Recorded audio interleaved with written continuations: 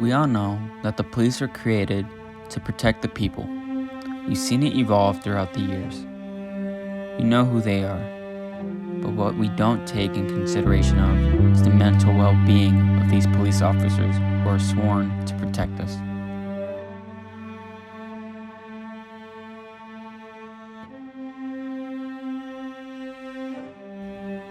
To understand this, one would have to know that there are over 800,000 sworn police officers in the US today who face immense stress of enforcing the laws within our society. For example, the police are dealt with handling robberies, shootings, murders, child abuse, and overall human violence. And there are moments where they have to make split-second decisions where life and death is at stake.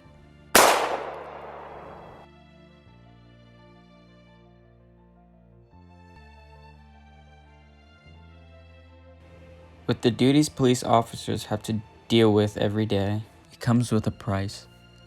Being exposed to constant human suffering may result in police officers having a negative view on life. They can end up upholding prejudices against certain groups, as well as having psychological effects such as post-traumatic stress disorder, also known as PTSD. It's a very well-known physiological occurrence that happens to people when they're scared, when they're threatened, or when something scary happens to them or someone they love. It's just basic knowledge, and they're not being given it. So their body is experiencing these symptoms, right? Their anxiety, they're nervous, their palms are getting sweaty, their heart is beating, their breath is getting like short. All very normal when you've had a traumatic event that you haven't recovered from. But they don't know that it's normal. They don't know that that is the body's way of trying to actually help them.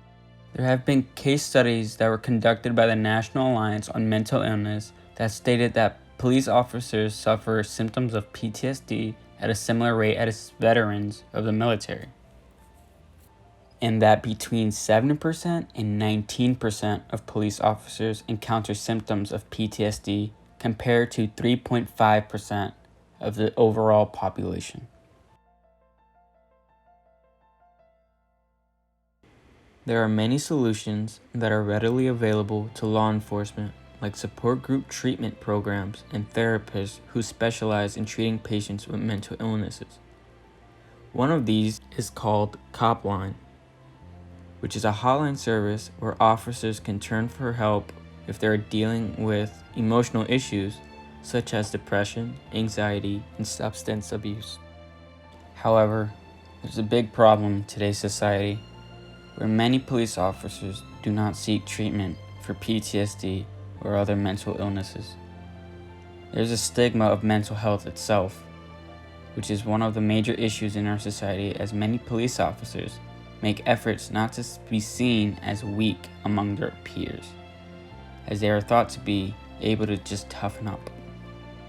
The reality is, no one is able to have such strong mental fortitude to take on human misery and suffering every day, because at the end of the day, they're human too, and they're there to protect us and our communities. We shouldn't abandon them when they need help.